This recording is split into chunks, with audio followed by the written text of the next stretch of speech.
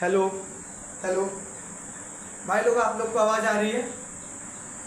आनी भी चाहिए, जो कि मेहनत कर रहे हैं आप लोग के लिए इतना। और थोड़ा आप लोग सपोर्ट भी कीजिएगा। और कल हमारा यूट्यूब पे पहला दिन था और उस हिसाब से आप सबका सपोर्ट बहुत अच्छा मिला है। और जिन जिन भाइयों ने सपोर्ट किया उनका बहुत बहुत धन्यवाद। और आगे भी आप लोग सपोर्ट करते रहिएगा। और हमने कल जो पढ़ा था कोशिका के बारे में, वो हमने फर्स्ट पार्ट तो कल पढ़ लिया था। आज उसका सेकंड पार्ट है। सेकंड पार्ट पढ़ने से पहले थोड़ा सा जो लास्ट टाइम हमने पढ़ा था उसको एक बार रिवाइज करा दिया जाता है और उसके आगे थोड़ा और देखते हैं। और जहाँ तक उम्मीद है आज कोशिकांग के बारे में ही पढ़ पाएंगे, क्योंकि उतना टाइम भी हमारे पास आज नहीं है। तो कोशिकांग के बारे में हम पढ़ेंगे। उसके बाद जो सेल डिवीज़न है, कोशिका विभाजन का है, उसको मैं पार्ट 3 में लेके आऊँगा, क्योंकि टाइम ना होने की वजह से थोड़ा दिक्कत चल रही है। बाकी कल मैंने आपको समय के बारे में बताया था। आप लोग समय अपना सही जगह दीजिए, पढ़ाई पे दीजिए, किताबों पे दीजिए, क्योंकि कहा जाता है कि शिक्षा शेरनी का दूध है, जो जितना पिएगा उतना दहाड़ेगा। अगर आप शिक्षित हैं तो आप कहीं भी किसी से भी और किसी के भी सामने खड़े हो सकते हैं, बहस भी कर सकते हैं और सम्मानजनक दृष्टि से भी रह सकते हैं।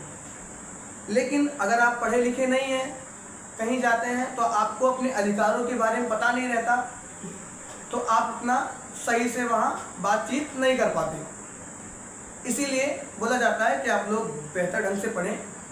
और शिक्षा का मतलब नौकरी पाना ही नहीं है।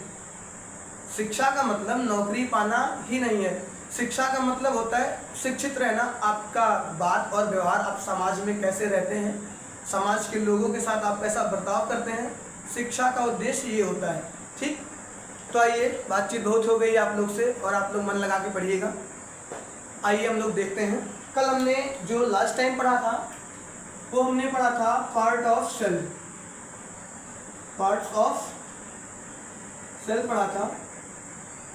आज उसको हम लोग वैसे डायग्राम की मदद से देख लेते हैं। मान लीजिए कि एक कोशिका है, जैसा कि आपको लग रहा है, लग नहीं रहा होगा वैसे, मतलब लेट कर लीजिए, वैसे कोशिका है, ये कोशिका है, ठीक। और ये उसके अंदर कोशिका द्रव्य भरा हुआ है।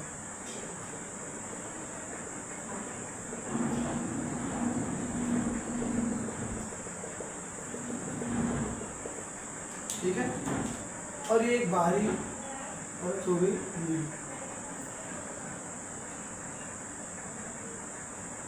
ठीक। इसमें कल मैंने 3 पार्ट के बारे में बताया था कि 3 पार्ट। इसमें मैंने केंद्रक छोड़ दिया था, क्योंकि केंद्रक को हम लोग नेक्स्ट वीडियो में नेक्स्ट वीडियो में ना करके इसी वीडियो में करेंगे और लास्ट में करेंगे, क्योंकि जो केंद्रक है उसको हम लोग कोशिकांग में ही पढ़ेंगे और लास्ट में लेके आऊँगा, क्योंकि उसको थोड़ा डीपली पढ़ाना पड़ेगा। और उसके बाद सेल डिवीज़न के बारे में नेक्स्ट पार्ट में ही लेके आएंगे। इस पार्ट में मुमकिन नहीं है, क्योंकि टाइम भी हमारे पास नहीं है। तो देखते हैं। हमने बताया था आपको कोशिका 3 पार्ट में डिवाइड होती है। कौन कौन सा? सबसे पहले सेल वॉल, दूसरा सेल मेम्ब्रेन और तीसरा साइटोप्लाज्म। सेल वॉल मतलब कोशिका भित्ति, सेल मेम्ब्रेन मतलब कोशिका झिल्ली और साइटोप्लाज्म मतलब कोशिका द्रव्य। ठीक, तो सबसे कोशिका का सबसे बाहरी जो आवरण होता है वो क्या होता है, उसको हम लोग क्या बोलते हैं? और जो कोशिका का बीच में होता है, मध्य में होता है, उसको क्या बोलते हैं? मतलब सेल वॉल के जस्ट नीचे। और तीसरा बोल रहा है ये, ठीक। तो जो ये ब्लू कलर से है, सबसे ज्यादा मतलब बाहरी तरफ है, इसको बाबू हम लोग बोलते हैं सेल वॉल। क्या बोलते हैं? सेल वॉल, यानी कोशिका भित्ति, कोशिका भित्ति। ठीक है। सेकेंड में हमारे पास आता है सेल मेम्ब्रेन, यानी कोशिका झिल्ली। क्योंकि जगह कम है तो अंग्रेजी उसका इंग्लिश लिखना थोड़ा मुमकिन नहीं है। कोशिका झिल्ली, और बाबू तीसरा हमारे पास है ये साइटोप्लाज्म यानी कोशिका द्रव्य। और इसकी खास बात ये है कि ये जेली जैसी संरचना होती है। जो बाबू ये कोशिका द्रव्य है ये कैसी संरचना होती है? जेली जैसी संरचना होती है। और इसमें क्या होते हैं? कोशिकांग पाए जाते हैं। ठीक है, इसमें क्या पाए जाते हैं? कोशिकांग पाए जाते हैं। सबसे पहले इसका नाम लिख दिया जाए, क्या है ये? इसको बोलते हैं हम लोग कोशिका द्रव्य। ठीक है, ठीक। हाँ, सबसे पहला पार्ट हमारा था सेल वॉल यानी कोशिका भित्ति। कोशिका भित्ति जो होती है बाबू ये केवल किस में पाई जाती है? पादप में पाई जाती है। किस में पाई जाती है? केवल ये पाई जाती है प्लांट में। ठीक, सबसे पहला पॉइंट ये केवल किस में पाई जाती है? प्लांट में पाई जाती है। दूसरा पॉइंट ये किसकी बनी होती है? सेलुलोज की। ठीक है, और तीसरा ये क्या करती है? कठोर होती है, तो ये सुरक्षा प्रदान करती है। ठीक है, सेकंड हमने देखा था बाबू सेल वॉल यानी सेल मेम्ब्रेन यानी कोशिका झिल्ली।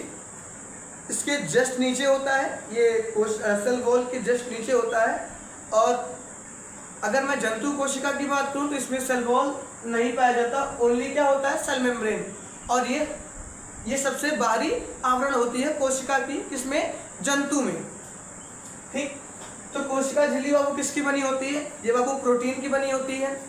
और ये कैसी होती है? ये अर्धपारगम्य में होती है। अर्धपारगम्य मतलब होता है कुछ चीज़ों का ही क्या करेगी? अंदर वो एक्सेप्ट करती है आने का, मतलब हर एक चीज़ को एक्सेप्ट अंदर नहीं करती। ठीक है, उसके बाद हमने देखा था कोशिका द्रव्य। कोशिका द्रव्य को हमने देख लिया बाबू। अब इसके अंदर मेन चीज़ क्या है? हमने एक चीज़ और देखी थी, उस दिन मैंने बताया था कि इसके अंदर कोशिकांग पाए जाते हैं। कोशिका द्रव्य के अंदर बाबू क्या पाए जाते हैं? कोशिका द्रव्य के अंदर कोशिकांग पाए जाते हैं। क्या पाए जाते हैं? कोशिकांग।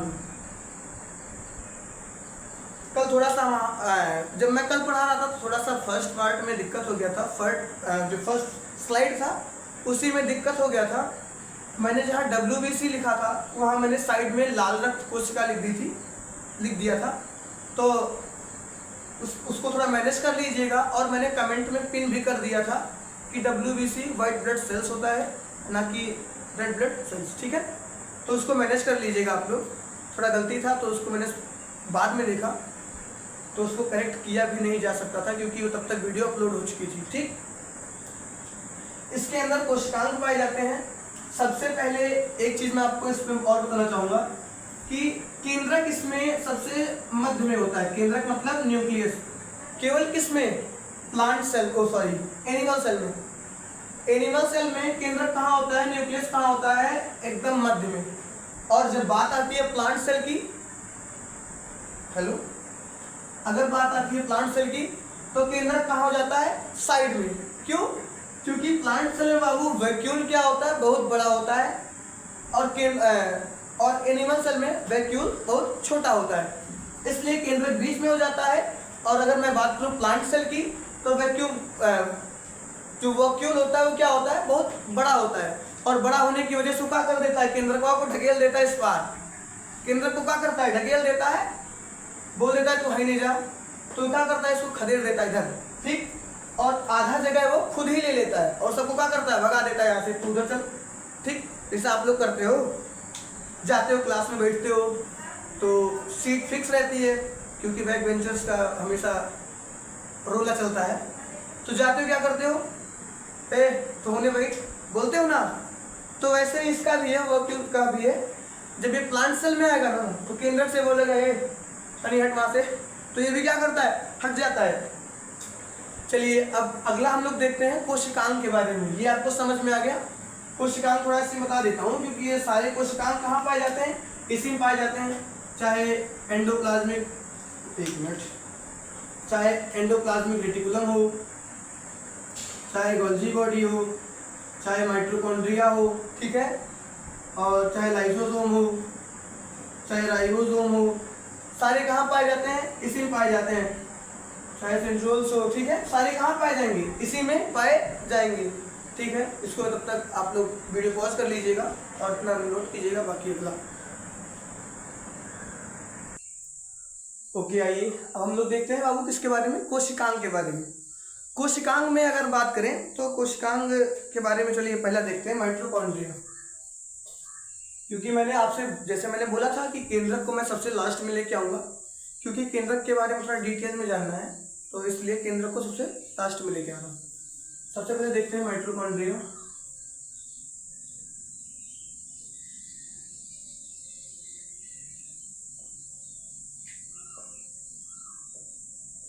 अगर थोड़ा कहीं दिक्कत होगा लिखने में तो उसको आप लोग देखिएगा, मैनेज कीजिएगा, ठीक है। कि हिंदी थोड़ी मेरी कमजोर है लिखने में। सबसे पहले माइटोकॉन्ड्रिया के बारे में आपको बताना चाहूँगा कि इसको पावर हाउस ऑफ सेल बोलते हैं, ठीक है। ये क्या करता है, इसको पावर हाउस ऑफ सेल बोलते हैं। ये एनर्जी देता है, क्या करता है, कोशिका को एनर्जी देता है। इसकी संख्या कोशिका के कार्य के हिसाब से बढ़ती या घटती रहती है। जैसे मान लिया कि हमारे बॉडी का कोई पार्ट है, जैसे मेरा मुंह है, अभी मैं पढ़ा रहा हूँ तो मैं ज़्यादा बोल रहा हूँ या ज़्यादा एक्सप्लेन कर रहा हूँ, तो क्या होती है, हमारे मुख में जो होंगे सेल्स होंगी, उसको माइटोकॉन्ड्रिया की बहुत अधिक आवश्यकता होगी, यानी हमको बहुत अधिक ऊर्जा की आवश्यकता इस समय है। तो वो क्या करता है, बॉडी के और पार्ट से किसको खींचता है, माइटोकॉन्ड्रिया को क्या करता है, खींच लेता है। तो उससे क्या होता है, हमारे जो मुख वाली सेल्स होंगी उसमें माइटोकॉन्ड्रिया की मात्रा क्या हो जाएगी, ज़्यादा हो जाएगी। जब इसकी मात्रा ज़्यादा हो जाएगी तो हमारे पास ज़्यादा ऊर्जा हो जाएगी। और वो लेगा कहाँ से, जो पार्ट इस समय उपयोग में नहीं होंगे या काम नहीं कर रहे होंगे, वहाँ से एनर्जी को क्या करेगा, स्टोर करेगा, खींचेगा। कहाँ के लिए, मुंह के लिए, क्योंकि मुंह हमारा इस समय क्या कर रहा है, बोल रहा है, एक्सप्लेन कर रहा है। तो माइटोकॉन्ड्रिया की इसको बोलते हैं पावर हाउस, क्या बोलते हैं, इसको बोलते हैं पावर हाउस ऑफ सेल। सबसे पहले इसको देखते हैं, इसकी जो खोज की थी, इसकी खोज की थी अल्टमैन ने। किसने, अल्टमैन ने। इसकी खोज किसने की थी, अल्टमैन ने की थी, ठीक है, ध्यान दीजिएगा। और दूसरा चलिए ये हो गया, फादर ऑफ माइटोकॉन्ड्रिया कौन है, अल्टमैन। उसके बाद इसको क्या बोलते हैं, पावर हाउस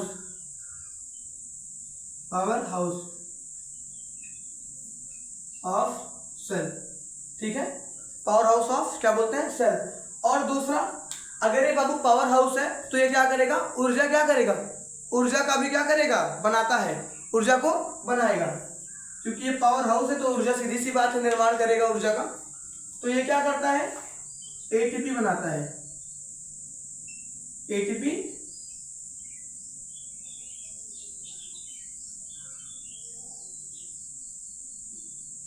बनाता है। क्या बनाता है वो, एटीपी बनाता है। एटीपी यानी ऊर्जा बनाता है, ऐसे लिख देते हैं, वरना कहीं आप लोग समझ ना पाओ एटीपी क्या है, ऐसे लिख देते हैं, ज्यादा बेटर होगा। एटीपी यानी ऊर्जा बनाता है, ठीक है, ऊर्जा बनाता है, ठीक। ये क्या करता है, इसको बाबू पावर हाउस ऑफ सेल बोलते हैं, इसको क्या बोलते हैं, पावर हाउस ऑफ सेल बोलते हैं। और ये एटीपी यानी ऊर्जा बनाता है। और सबसे बढ़िया बात, इसके पास खुद का क्या होता है, डीएनए होता है और राइबोसोम होता है। सबसे मोस्ट इंपॉर्टेंट चीज यही है कि इसके पास क्या होता है, खुद का क्या होता है, खुद का लिख देते हैं पहले, खुद का DNA and ribosome, RIBOSOME, ribosome होता है। खुद का क्या होता है लिख देते हैं, जगह का में। इसके पास क्या है, खुद का डीएनए और राइबोसोम भी है। इसके पास क्या है, खुद का डीएनए और राइबोसोम भी है। तो इसमें हमने क्या देखा, ये पावर हाउस ऑफ सेल है। ये क्या करता है, एटीपी ऊर्जा बनाता है। इसके पास क्या है, खुद का राइबोसोम है। सेलुलर रेस्पिरेशन, थोड़ा स्पेलिंग आप लोग देखिएगा क्योंकि कहीं कहीं गलती हो जाती है लिखने में, ठीक है। ये सेलुलर रेस्पिरेशन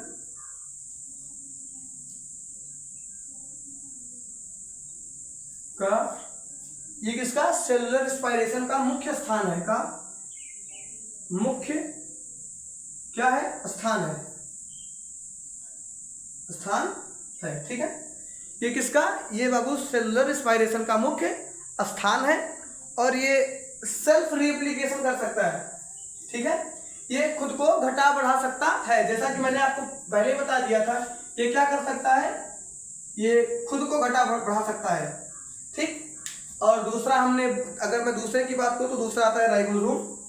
दूसरा देख लेते हैं यहाँ पे, राइबोसोम।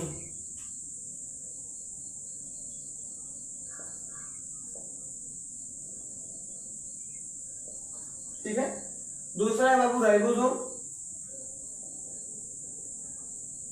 ठीक।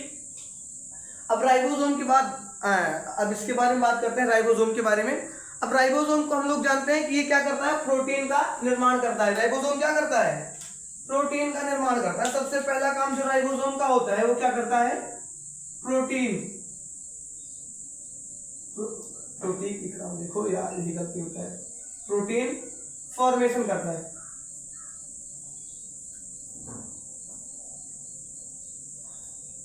फॉर्मेशन करता है राइबोसोम, क्या करता है बाबू, प्रोटीन फॉर्मेशन करता है, ठीक है। और उसके बाद अगर जो मैं बात करूं कि इसको क्या बोलते हैं, अगर ये राइबोसोम प्रोटीन बना रहा है तो इसको क्या बोलेंगे, इसको प्रोटीन की फैक्ट्री बोलेंगे ना, क्या बोलेंगे इसको बोलेंगे बाबू, क्या बोलेंगे, प्रोटीन फैक्ट्री बोलेंगे। इसको भी लिख देते हैं, अगर ये प्रोटीन का निर्माण कर रहा है इतनी मात्रा में तो इसको बोलेंगे प्रोटीन की फैक्ट्री।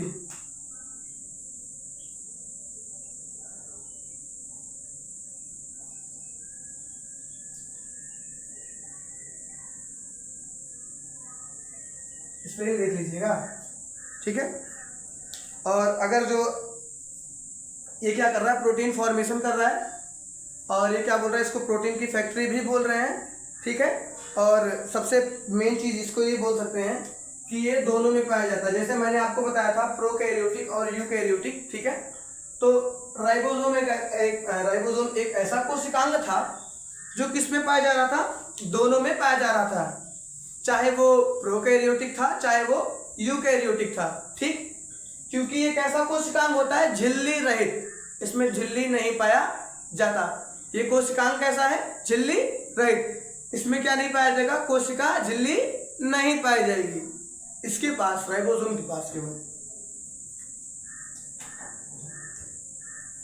लिख सकते हैं झिल्ली रहित कोशिकांग, झिल्ली रहित होते हैं ये बाबू कैसे होते हैं, ये होते हैं बाबू झिल्ली रहित होते हैं। ये कैसे होते हैं, झिल्ली रहित होते हैं, ठीक है, ठीक। राइबोसोम बना किससे होता है, अगर मैं बात करूं ये कैसे होते हैं, ये बाबू प्रोटीन फॉर्मेशन करता है, ठीक, इसको प्रोटीन फैक्ट्री बोलते हैं, झिल्ली रहित होते हैं। और इसका मेन चीज जो एक है, ये किसके बने होते हैं, आरएनए और प्रोटीन के बने होते हैं। आरएनए, ये बाबू आरएनए एंड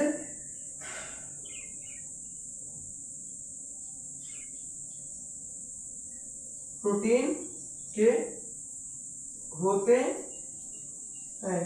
ये किसके हैं, आरएनए और प्रोटीन के होते हैं। एक मिनट रुकिए, देख लें इसको, थोड़ा सा दिख रहा है कि नीचे नहीं दिख रहा है, ऐसे रहिएगा आप लोग। हाँ दिख रहा है, अभी जगह है, ठीक है,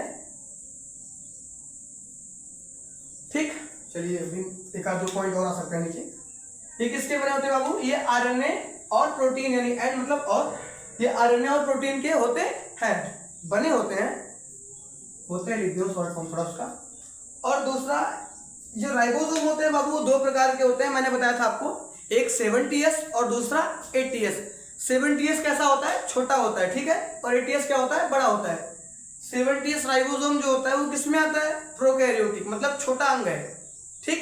और 80S कहाँ आता है, यूकैरियोटिक यानी बड़े में, ठीक है। ये दो पार्ट में होते हैं, ये 70S और 80S प्रकार के, 70S एंड 80S टाइप के होते हैं। ये कैसे होते हैं? 70s और 80s टाइप के होते हैं, ठीक है। और इसकी मैं अगर इसके फादर की बात करूं, जनक की बात करूं, जनक को हम ऊपर लिख देते हैं।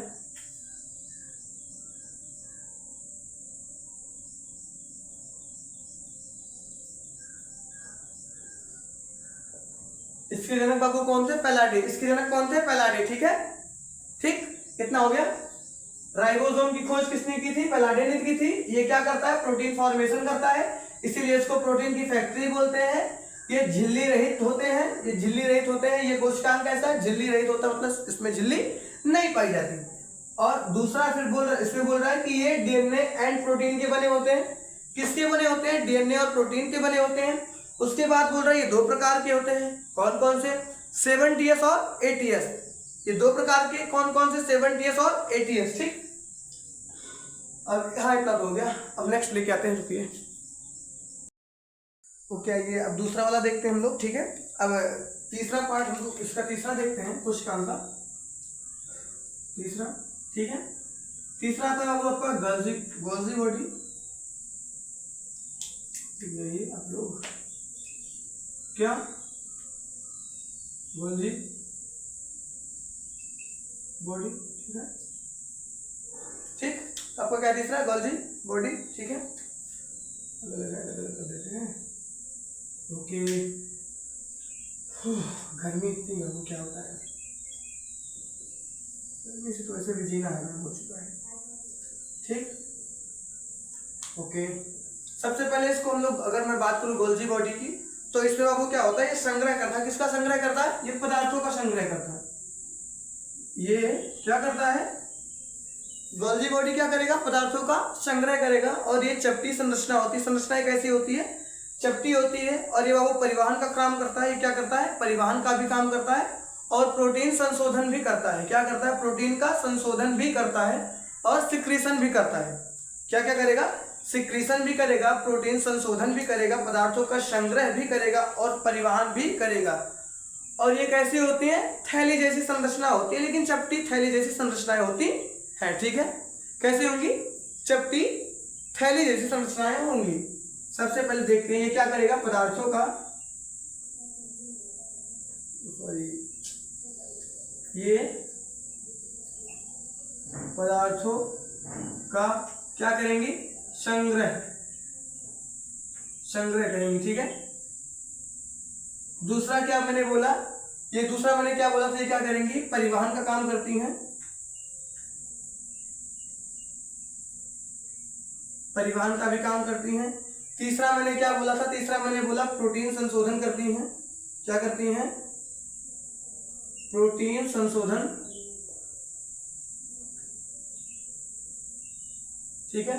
तीसरा मैंने क्या बोला बाबू? ये क्या करती हैं? प्रोटीन संशोधन भी करती हैं।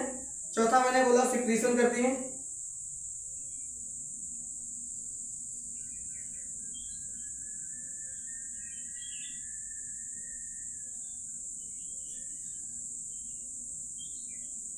सिक्रीशन करती हैं, ठीक, करती हैं। तीसरा और लास्ट पॉइंट मैंने क्या बोला था? कि ये चपटी होती हैं और थैलीनुमा संरचना होती है। ये कैसी होती हैं? चपटी होती हैं। गर्मी यार जान दे रही है। कैसी होगी? ये चपटी होगी और कैसी संरचना होगी? थैली, ठीक, थैलीनुमा संरचना, संरचना, ठीक है, ठीक। ये क्या हो गया? ये पदार्थों का क्या करती है? संग्रह करती है, परिवहन का काम करती है। कौन? गोल्जी बॉडी क्या करती है? पदार्थों का संग्रह, पदार्थों का, उसके बाद परिवहन का काम करेगी। फिर क्या करेगी? प्रोटीन संशोधन करेगी। फिर क्या करेगी? सिक्रीशन करेगी। फिर क्या करेगी? चपटी, सॉरी, ये चपटी होती है और थैलीनुमा संरचना होती है। सबसे पहले पदार्थों का संग्रह क्या करेगी? पदार्थों का संग्रह, साथ साथ बोलिएगा। सबसे पहले पदार्थों का संग्रह, दूसरी परिवहन करेगी। दूसरा क्या करेगी? परिवहन करेगी। तीसरा प्रोटीन संशोधन, तीसरा प्रोटीन संशोधन। चौथा सिक्रीशन, पांचवा ये चपटी होती है और थैलीनुमा संरचना होती है। कैसी होती है? चपटी होती है और थैलेनुमा संरचना होती है। और इसको खोजा किसने था? इसको खोजा है कैमिलो गोल्जी।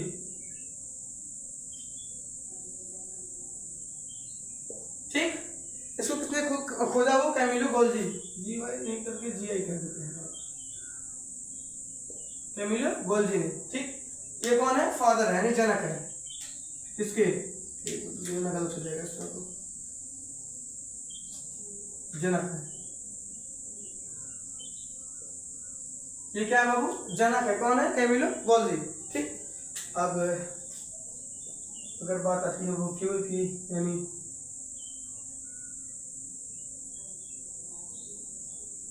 हिंदी में वोक्यूल को क्या बोलते हैं? हिंदी हिंदी हिंदी लिखनी पड़ेगी, हिंदी यार। वैक्यूल को वैक्यूल ही लिखा, वैक्यूल।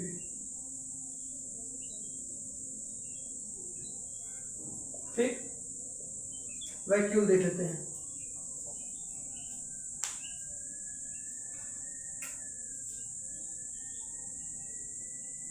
हाँ, वैक्यूल मैंने बताया था आपको क्या होता है। ये बड़ी संरचना होती है, पादपों में बड़ी संरचना होती है। ठीक है, पादपों में सबसे बड़ी संरचना क्या होती है? वैक्यूल होती है। और ये क्या करता है? जल का संग्रह करता है और भोजन का संग्रह करता है। किसका संग्रह करता है? जल और भोजन का क्या करता है? संग्रह कर लेता है। और ये संरचना कैसी होती है? बड़ी संरचना होती है, लेकिन किसमें? केवल पादप में। ओके, खाली कौने में होगा? खाली पादप में होएगा, इतना ध्यान दीजिएगा। ना कहीं दिया रहे कि जंतु कोशिका की सबसे बड़ी जंतु कोशिका में सबसे बड़ा कोशिकांग, तो आप खट से मार दो कि गुरुजी ने बोला था, भैया ने बोला था कि वैक्यूल धड़ाक से मारा। तुम इधर धड़ाक से मारोगे और तुमको पेपर उधर से धड़ाक से मारेगा, -1 खट से जाएगा। ठीक है, तो ध्यान दीजिएगा, वरना धड़ाक धड़ाक तो होता ही रहता है। ठीक, इधर आइए, मैंने आपको बोला था, क्या भी बोला? वैक्यूल। हाँ, ये भोजन और जल का क्या करता है? संग्रह करता है। संग्रह करता है। ये भोजन और जल का क्या करता है? संग्रह करता है। दूसरा, ये किसकी? पादप कोशिका की सबसे बड़ी कोशिकांग है। पादप कोशिका की सबसे बड़ा कोशिकांग है।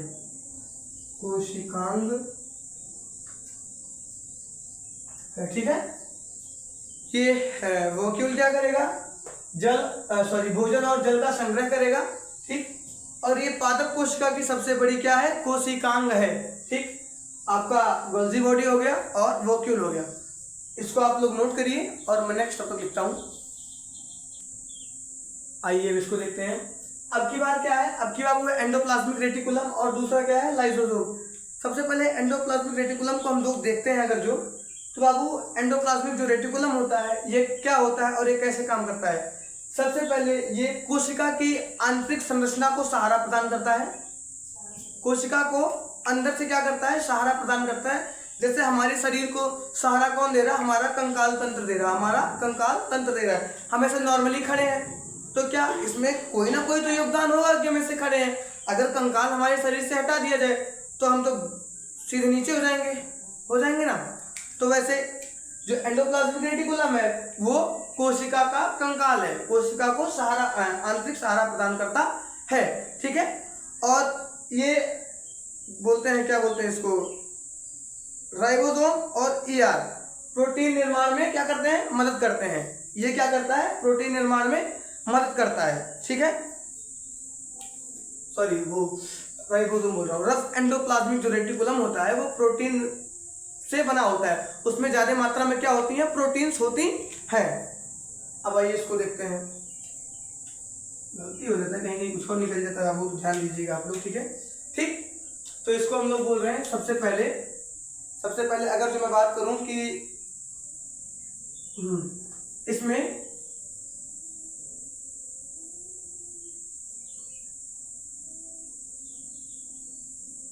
झिल्लीदार नलिकाएं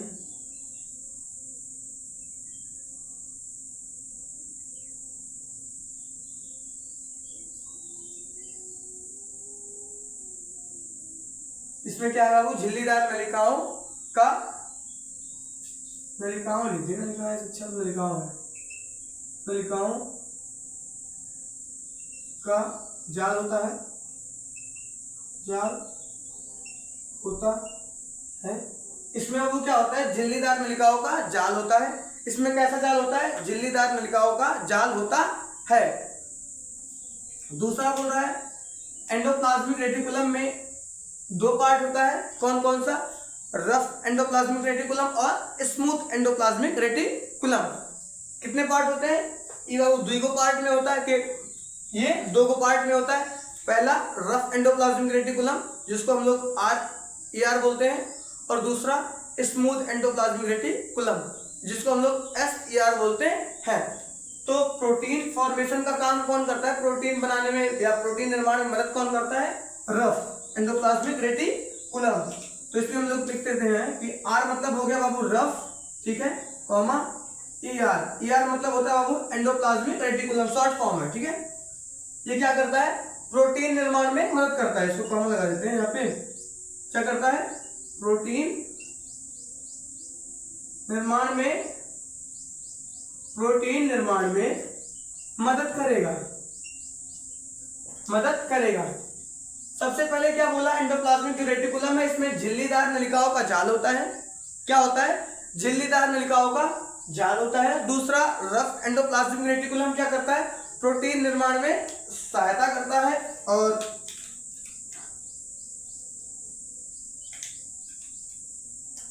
बोल सकते हैं कि सेल को क्या करेगा,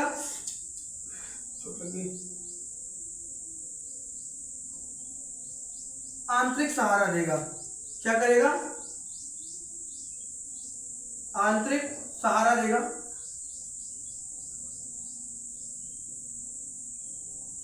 सेल को क्या करेगा, आंतरिक सहारा देगा। और सबसे मेन पार्ट क्या है, और ये कितने पार्ट, ये बाबू 2 प्रकार के होते हैं, ये 2 प्रकार के होते हैं, ये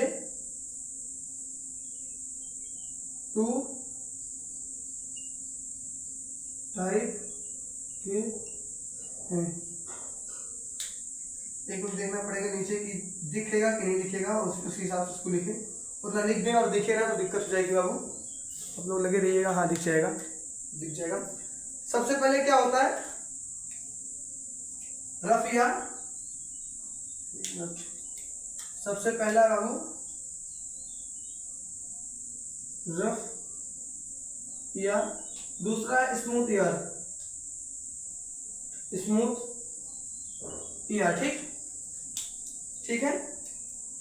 रफ ईयर और स्मूथ ईयर, रफ ईयर और स्मूथ ईयर, ठीक है। अगर मैं बात करूं बाबू स्मूथ ईयर की, अगर मैं इसकी बात करूंगा, किसकी, इसकी बात करूंगा, तो ये किसकी बनी होगी, लिपिड की।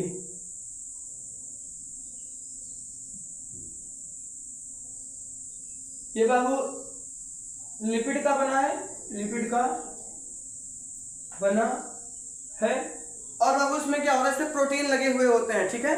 इनमें क्या लगे होते हैं, इनमें मतलब प्रोटीन कह रहा हूं, इनमें राइबोसोम लगे होते हैं, जिससे क्या बनता है, प्रोटीन बन जाता है, ठीक है। प्रोटीन बोल रहा था, इसमें राइबोसोम लगे होते हैं, राइबोसोम लगे होते हैं, ठीक है। एंडोप्लाज्मिक रेटिकुलम की बात थी, ये झिल्लीदार नलिकाओं का जाल होता है। ये कैसा जाल होता है, झिल्लीदार नलिकाओं का जाल होता है, ठीक है, ये क्लियर हो गया। फिर मैंने देखा ये रफ एंडोप्लाज्मिक जो रेटिकुलम होता है वो किसका काम करता है, प्रोटीन निर्माण का।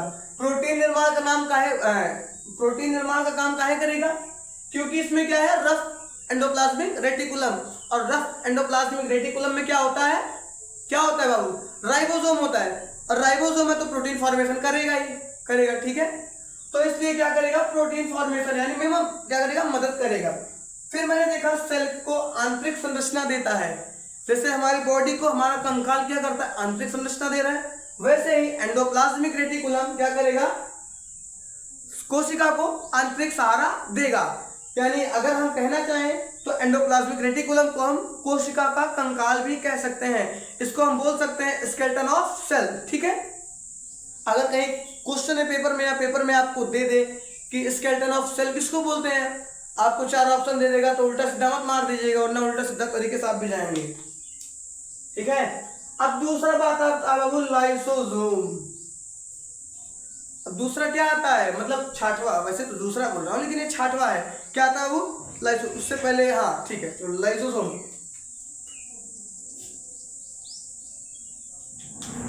ठीक।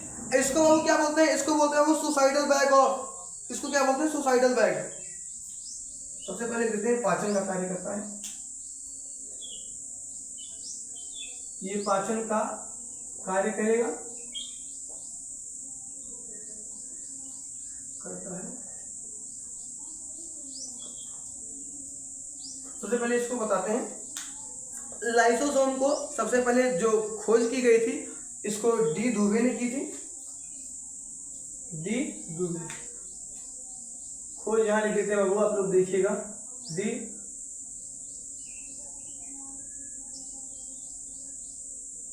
दुबे, ठीक है, डी दुबे, ठीक है। अब इसको ठीक है ऐसे हटाइए, देख लीजिएगा, बड़ी मात्रा है वहां पे गलती हो गया है, ठीक है। सबसे पहले अगर मैं लाइसोसोम की बात करूं तो उसकी खोज किसने की थी, डी दुबे ने की थी, डी दुबे ने की थी, ठीक है। उसको फादर ऑफ लाइसोसोम बोलते हैं, ठीक है। उसके बाद अगर बात किया जाए लाइसोसोम तो इसको बोलते हैं सुसाइडल बैग ऑफ सेल, ठीक है। इसको आत्महत्या की क्या बोलते हैं, थैली बोलते हैं। इसको बाबू क्या बोलते हैं, आत्महत्या की थैली।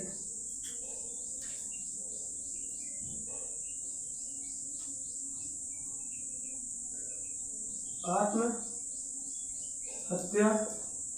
की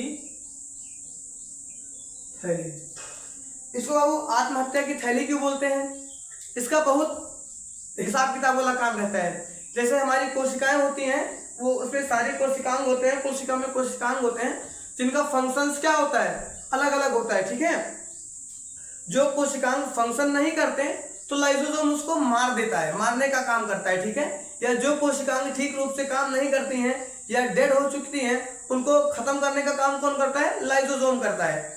जैसे कि लाइसोसोम क्या करेगा, कोशिका को खत्म करने का भी काम करेगा। जो चोट, जैसे आपको हमको चोट लग जाती है कहीं भी, एक मिनट रुको यार, ठीक है, कोई आ गया था इसलिए थोड़ा जाना पड़ गया, ठीक है। आप लोग हाँ आगे देखिए, हमने बोला था इसको आत्महत्या की थैली बोलते हैं। जैसे कि हमको कहीं कहीं चोट लग जाती है कभी कभी, तो देखते हैं हमारा बॉडी जो होता है कहीं कहीं काला पड़ जाता है। तो जब वो काला पड़ जाता है बाबू, तो वो कुछ दिन लगता है उसको ठीक होने में, धीरे धीरे, एक बार वो ठीक नहीं होता। क्यों, क्योंकि जो वहाँ की कोशिकाएं होती हैं वो डेड हो जाती हैं। तो उसको ठीक कौन करता है, लाइसोसोम करता है। उसको लाइसोसोम कैसे ठीक करेगा, वो अपने से एक तरल पदार्थ छोड़ता है जो क्या करता है, कोशिकाओं को खत्म करने का काम करता है, उसको गायब करता है, उसको जला देता है, ठीक है। तो इसीलिए उसको बोलते हैं आत्महत्या की थैली। कोशिका के जो भी पार्ट होते हैं जो ठीक रूप से काम नहीं करेंगे ना, उसको भी खत्म करने का काम कौन करेगा, लाइसोसोम ही करेगा। ये जाएगा केंद्रक के पास, केंद्रक से मिलेगा, बोलेगा चाचा कौन कौन नहीं ठीक से काम कर रहा है उसको बताइए। तो वो बोलेगा जाओ बैठा है ना, ठीक से काम नहीं कर रहा है, तो उसको जाएगा 2 चमाट मारेगा इधर से, ठीक है। उसको बोलेगा काम करेगा कि नहीं, वो बोलेगा नहीं करूंगा, तो उसको तुरंत क्या करेगा, अपने से एक तरल पदार्थ निकालेगा और उसको वहीं खत्म कर देगा। फिर दूसरा केस पूछेगा तू करेगा कि नहीं करेगा, वो बोलेगा नहीं करूंगा, उसको भी तुरंत 2 चमाट मार के खत्म किया। ऐसे ही तो क्या करते हैं, ये सबको क्या करता है, हिसाब किताब सबका सेट कर देता है कि अगर नहीं करोगे तो सीधी बात है निपटा देंगे तुरंत, ठीक। तो निपटाने वाला काम कौन कर रहा है, लाइसोसोम।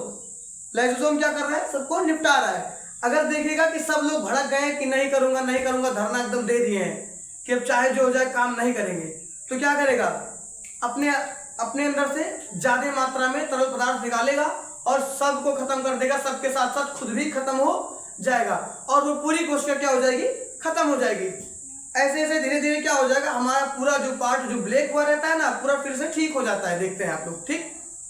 तो ये क्या करता है, सबको खत्म करने का काम करता है, ये सबको खत्म करने का काम करता है। और तीसरा, ये किससे बनता है, गाल्जी काय से बनता है। ये गाल्जी काय से बनता है। ये किससे बनता है, ये गाल्जी काय से बनता है, ठीक है। और अगर जो मैं बात करूं आपकी, पहले इसको देखते हैं। हाँ, ये पाचन का भी कार्य करता है। ये क्या करता है, पाचन का भी कार्य करता है, ठीक है। और ये आत्महत्या की थैली है। और दूसरा, ये गाल्जी काय से बनता है। किससे बनता है, गाल्जी काय से बनता है। और अगर जो बात किया जाए, ये कोशिका को ये रक्षा प्रदान भी करता है, ये रक्षा भी करता है, देख सकते हैं, रक्षा। ये कोशिका ये रक्षा करने का भी काम करता है, करने का भी काम करता है। ये किसका काम करता है, ये रक्षा करने का भी काम करता है, ठीक। सबसे पहले हमने देखा कि ये क्या करता है बाबू, भाई पाचन करने का काम करेगा, ठीक। किसका काम करेगा, पाचन करने का काम करेगा। इसको आत्महत्या की थैली भी बोलते हैं, ठीक। ये भी क्लियर। फिर जो तीसरा पॉइंट था हमने देखा था, ये गाल्जी काय से बना है। ये क्या से बना है, गाल्जी काय से बना है, ठीक। उसके बाद एकरा के रक्षा, ये जो है रक्षा करने का भी काम करता है, ठीक है। क्या करता है, रक्षा करने का भी काम करता है। ये क्लियर हो गया होगा, इसको आप लोग नोट करिए। थोड़ा साइड हो जाते हैं और अगला पार्ट लिखते हैं, अगला वाला। अब की बार का जो है प्लास्टिड, सॉरी एक मिनट, ठीक है। अब की बार है प्लास्टिड। अगर मैं बात करूँ प्लास्टिड की, तो ये बाबू केवल किसमें पाया जाता है, केवल प्लांट सेल में ही पाया जाएगा। ये हम एनिमल सेल में नहीं पाया जाएगा। ये बाबू केवल किसमें पाया जाएगा, ये केवल प्लांट सेल में पाए जाते हैं। पहला पॉइंट यही लिख देते हैं, आइए। ये केवल किसमें पाया जाएगा, ये केवल प्लांट सेल में ही पाया जाएगा। किसमें, केवल प्लांट सेल में। सबसे पहले जब मैं यहाँ पढ़ाता हूँ आप लोग को, तो जब मैं बोलता हूँ साथ साथ आप लोग भी बोला करिए। इससे आप सबको क्या होगा, आप सबको 75% तक, अप्रोक्सीमेट 75% यही क्लास में ही याद हो जाएगा। उसके बाद अगर जो आप लोग साथ साथ लिख लेंगे तो आपका काम एकदम परफेक्ट हो जाएगा, ठीक है। जितनी बार मैं बोल देता हूँ ना, अगर उतनी बार आप लोग यहाँ पे बोल देना, तो चीजें आपको तुरंत रिमेम्बर हो जाएंगी। घर जाके देखना भी नहीं है उसको, बस एक आध बार अगर से पलट दिए ना, खाली से पलटना, ऐसे हाँ ये है, काम खत्म, ठीक। लेकिन जितने देर मैं यहाँ खड़ा होकर पढ़ा रहा हूँ ना, उतना देर उतनी चीजें आप लोग उतनी ही करिए, उसको नोट करिए। जब मैं बोलता हूँ उसको बोलिए, जब मैं जो चीज बोलता हूँ उसको साथ साथ मेरे बोलिए, काम एक नंबर हो जाएगा।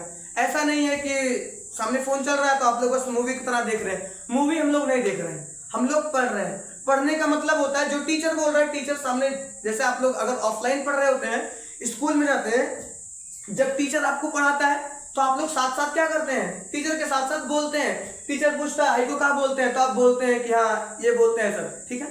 तो जैसे मैं पढ़ा रहा हूँ तो मैं बोलता हूँ कि हाँ ये क्या कार्य करता है, तो आपको बोलना चाहिए, आप वहां बोलिए। अब ऐसा नहीं है कि आप लाइब्रेरी में बैठे हैं तो वहां बोले तो वहां तो चपाट पा जाएंगे तुरंत 2-3 ठीक, तो लाइब्रेरी में आप लोग मत बोलिएगा। बाकी अगर आप अपने घर पे हैं, कहीं अकेले बैठ के पढ़ रहे हैं, तो उस समय आप लोग बोल सकते हैं साथ साथ, ठीक। उससे क्या होगा, आपको चीजें ज्यादा रिमेम्बर होंगी, ज्यादा याद होंगी। और उसको अगर 1-2 बार लिख दिए तो भैया एकदम काम चंगा, तो अगर बाद कोनो दिक्कत नहीं होगी, ठीक है। तो कोशिश कीजिए कि चीजों को आप साथ साथ करिए। नहीं तो 1 घंटा पहले आपने देखा वीडियो, 1 घंटा पहले आपने देख लिया, फिर 1 घंटा बैठ के उसको लिखो, तो टाइम बर्बाद नहीं करना है। आप वीडियो देख रहे हैं साथ साथ, क्योंकि मैं एक बार लिखता हूं, उसके बाद कम से कम 5 या 6 मिनट तक मैं उसको एक्सप्लेन करता हूं। जब मैं एक्सप्लेन कर रहा हूं तो आप साथ साथ बोलिए और लिखते जाइए, साथ साथ बोलिए और लिखते जाइए, साथ साथ बोलिए और लिखते जाइए। बस इतना ही काम करना, और कोई काम नहीं करना है। इसको देख लेते हैं। प्लास्टिड में मैंने क्या बोला था, ये केवल किसमें पाई जाती हैं, प्लांट सेल में।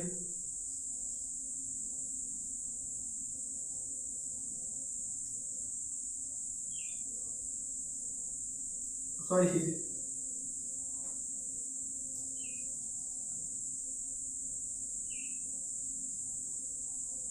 में पाया जाता, ये केवल वो किसमें पाया जाता है, ये केवल प्लांट सेल में ही पाया जाता है। ठीक है, तो सकते में डीएनए पाया जा सकता है। हाय गर्मी।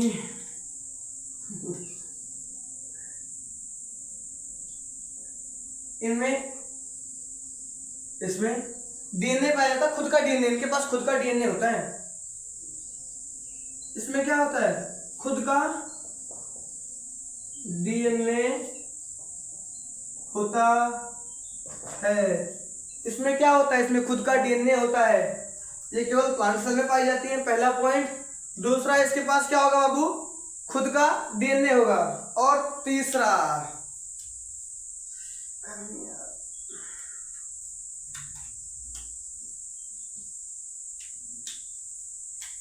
ये करती है बाबू भोजन निर्माण। क्या करती हैं, भोजन निर्माण और ये ठीक है संग्रह। भोजन निर्माण करती हैं और क्या करती हैं, संग्रह करती हैं। भोजन निर्माण करेंगे और क्या करेंगी, संग्रह करेंगी। बाबू ये 3 पार्ट में होती है, किस में होती है, ये 3 पार्ट की होती हैं। और देख लीजिएगा, अगर बच रही है तो इसी में बता दे, वरना इरेज करके बताएं। इसको पहले आप लोग लिख लीजिए, उसके बाद इसी को इरेज कर देते हैं हम। ठीक है, आपने देखा ये केवल क्या कर रही हैं, ये केवल प्लांट सेल में पाया जाता है। इसमें खुद का डीएनए होता है, भोजन निर्माण और संग्रह करती हैं, भोजन का निर्माण और संग्रह करती हैं।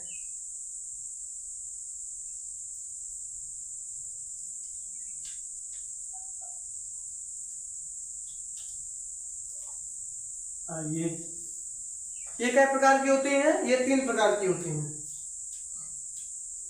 ऐसे इंपॉर्टेंट देखें तो ये 3TYP टाइप की होती है।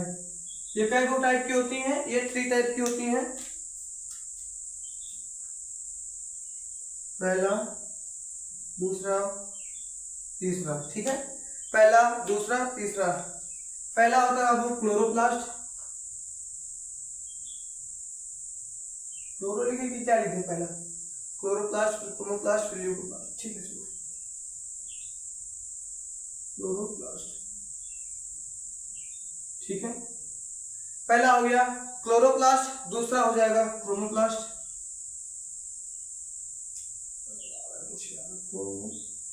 क्रोमोप्लास्ट। ठीक है, पहला हो गया क्लोरोप्लास्ट, दूसरा हो गया बाबू क्या हो गया, क्रोमोप्लास्ट, तीसरा हो गया ल्यूकोप्लास्ट।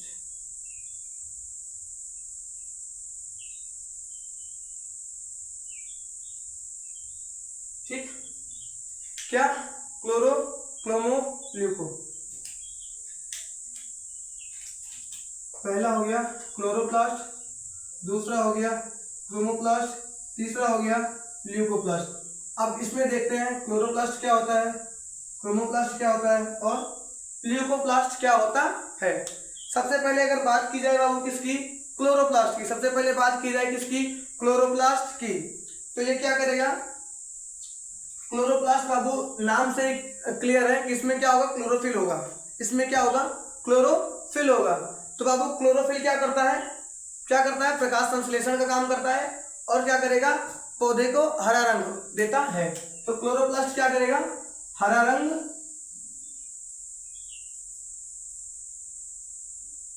हरा लिखना है यार, क्या लिख रहा हूं मैं, हरा रंग और क्या करेगा, प्रकाश संश्लेषण। प्रकाश संश्लेषण कैसे लिखेंगे, थोड़ा दिक्कत है इसमें, हिंदी लिखने में बाबू दिक्कत होती है। इसको लोग आप लोग जैसे लिख दूंगा देख लीजिएगा, आप लोग अपने हिसाब से सही कर लीजिए।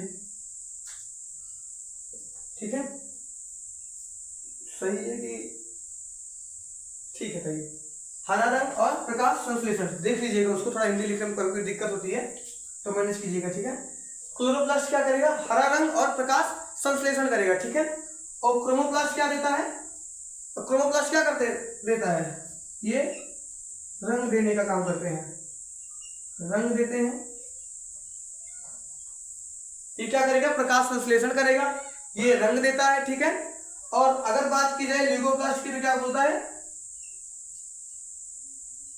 भोजन संग्रह करता है। ये क्या करेगा, भोजन को संग्रह करेगा। क्लोरोप्लास्ट क्या होगा, ये हरे रंग का होता है और ये प्रकाश संश्लेषण करता है। क्या करेगा, हरा रंग यानी प्रकाश संश्लेषण, ठीक है। क्रोमोप्लास्ट रंग देते हैं, क्या देते हैं, ये रंग देते हैं। और ल्यूकोप्लास्ट क्या करता है, भोजन संग्रह करता है। ये क्या करता है, भोजन संग्रह करता है। क्या करेगा, भोजन संग्रह करेगा, ठीक है। अब हम लोग नेक्स्ट देखते हैं न्यूक्लियस को, इसको आप लोग नोट कीजिएगा और इरेज करते हैं फिर हम।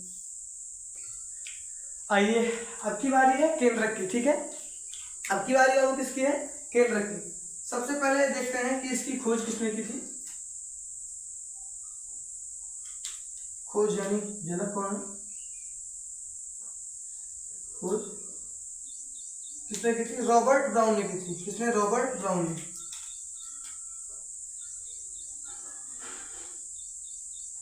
रॉबर्ट कब की थी, 1831 में, ठीक है। खोज इसकी किसने की थी, रॉबर्ट ब्राउन ने की थी। कब की थी, 1831 में की थी, ठीक है। और सेकंड पॉइंट, अगर जो बात करें सेकंड पॉइंट की, तो इसको ब्रेन ऑफ सेल बोलते हैं।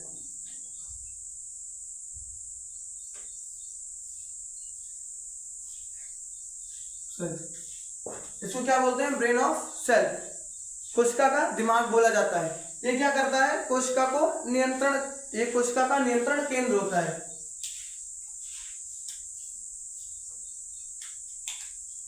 इसको हम कोशिका का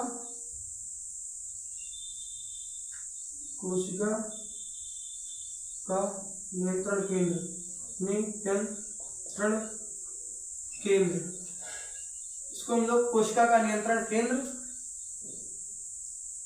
कहते हैं, ठीक है। और इसमें क्या पाया जाता है, इसमें डीएनए पाया जाता है। देख लीजिए, जो केंद्रक है उसकी खोज किसने की, पहले रॉबर्ट ब्राउन ने की थी। कब की थी, 1831 में की थी। फिर इसको ब्रेन ऑफ सेल भी बोल देते हैं, ठीक है, कोशिका का दिमाग भी बोलते हैं। और अगर कोशिका का दिमाग क्या करता है, कंट्रोल करता है, ठीक है, कंट्रोल करता है किसको, पूरी बॉडी को कंट्रोल करता है, ठीक। तो ऐसे ये क्या करेगा, पूरी कोशिका को कंट्रोल करेगा। अरे नहीं इधर चल, वो कहेगा उधर चल, उसको बोलेगा तू उधर से हम वहां जा, तू इधर आ, ठीक। सबको क्या करेगा, एडवाइस देगा। ये क्या है, हेड ऑफ सेल है ये, ठीक। यानी इसको बोल सकते हैं राजा है, कोशिका का राजा, ठीक है। आइए अब इसमें क्या होता है, ये नियंत्रण करेगा सब पे। जैसे होता है ना कि सब पे राज करेंगे, हमारे याद जैसे राजा पहले होता था ना, वो क्या करता था, सबको अपने नियंत्रण में रखता था, सबके ऊपर नियंत्रण अपना किए रहता था कि जो बोलेगा वही होगा, उसके अलावा कुछ नहीं होने वाला। तो वैसे ही ये है, इसमें बाबू डीएनए पाया जाता है।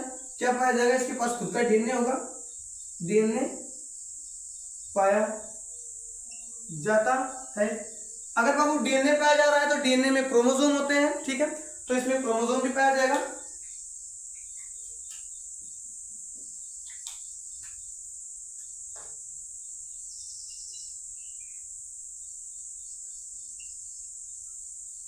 तो पाया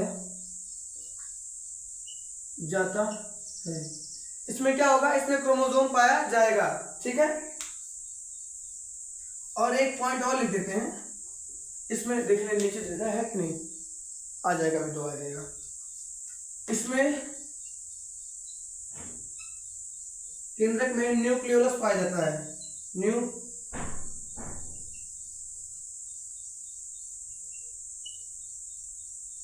इसमें न्यूक्लियोलस पाया जाता है, ठीक।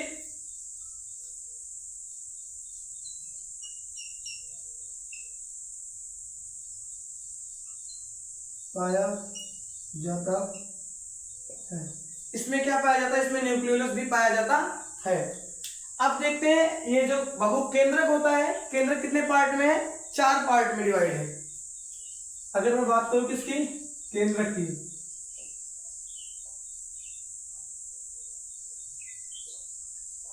तो ये क्या पार्ट में डिवाइड है? 4, पहला, दूसरा, तीसरा, चौथा।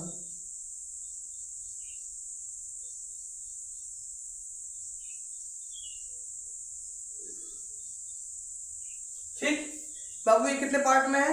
4 पार्ट में है। सबसे पहले बात करते हैं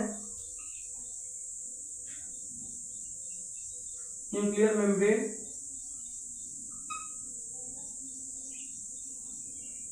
ठीक है, न्यूक्लियर मेम्ब्रेन की बात करते हैं। यार ठीक है, हटाओ। पहले क्या होगा? न्यूक्लियर मेम्ब्रेन होगा, फिर क्या होगा? न्यूक्लियोप्लाज्मा होगा। प्लाज्मा, आप लोग स्पेलिंग थोड़ा देख लीजिएगा, क्योंकि ठीक है मैनेज कीजिएगा, क्योंकि दिमाग पढ़ाने में लगा रहता है तो उतना मैनेज नहीं कर मिलता। ठीक है, ठीक। उसके बाद आता है न्यूक्लियोलस।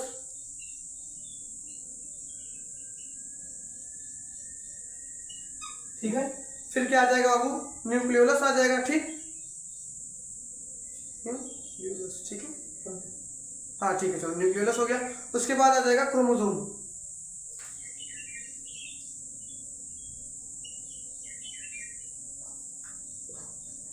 ठीक, केंद्र के कितने अच्छे पार्ट होते हैं? ये 4 टाइप का होता है, 4 टाइप, 4।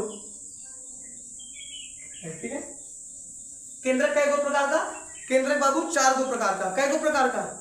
4। सबसे पहले nucleus membrane, sorry nuclear membrane, उसके बाद न्यूक्लियोप्लाज्म, उसके बाद न्यूक्लियोलस, उसके बाद क्रोमोसोम। क्या? न्यूक्लियर मेम्ब्रेन, न्यूक्लियोप्लाज्म, न्यूक्लियोलस और क्रोमोसोम। अब सबसे पहले इसमें बाबू क्या पाया जाएगा? इसमें स्टोन प्रोटीन भी पाया जाएगा। ठीक है, इसमें क्या पाया जाएगा? स्टोन प्रोटीन भी पाया जाएगा। ठीक, ओके, ये हो गया। अब एक और बच रहा है सेंट्रोसोम, उसको लिख रहे हैं, इसको आप लोग नोट कीजिएगा। ओके, अब देखते हैं बाबू सेंट्रोसोम। ठीक है, सेंट्रोसोम यानी तारककाय। ठीक, इसको सबसे पहले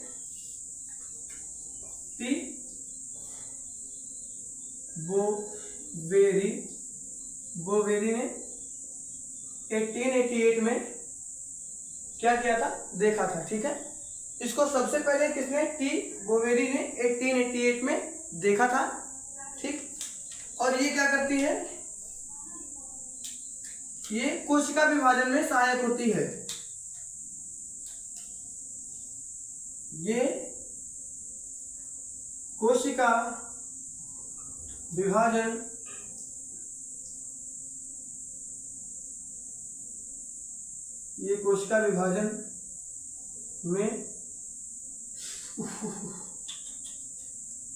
सहायक होती है। ये क्या करती है? कोशिका में ये कोशिका विभाजन में सहायक होती है। इसकी खोज किसने की थी? बोवेरी ने इसकी खोज की थी। ठीक है, चलिए इसमें रखते हैं, क्योंकि वीडियो बहुत काफी लंबा हो चुका है। और अगला जो हमारा होगा वो सेल डिवीजन होगा, और सेल डिवीजन को हम लेके आएंगे नेक्स्ट पार्ट में। ठीक है, ये क्या करेगा? कोशिका विभाजन करेगा। कोशिका विभाजन कैसे होगा? ये क्या करेगा? किसमें? अरे गुणसूत्र में। क्रोमोसोम का भी क्या करेगा? विभाजन कर देगा, क्रोमोसोम को भी बांटने का काम करेगा। ठीक है, और ये कोशिका विभाजन में या कोशिका में गति का काम भी करता है। ठीक, चलिए इतना बहुत हो गया है।